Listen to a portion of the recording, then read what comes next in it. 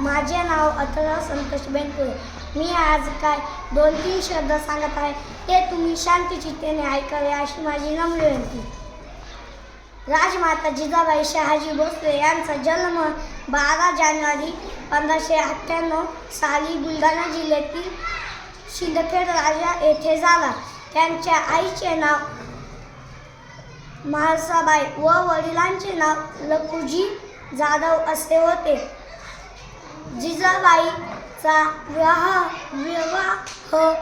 लहान वयात वेरूळा गावातील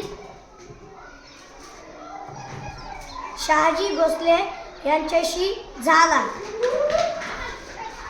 त्यांनी शिवाजी महाराजांना स्वराज्याची शिकवण दिली आणि एक मोठा योद्धा म्हणून उभे केले. एवढे बोलून मी भाषण संपवतो. जय हिंद, जय महाराष्ट्र.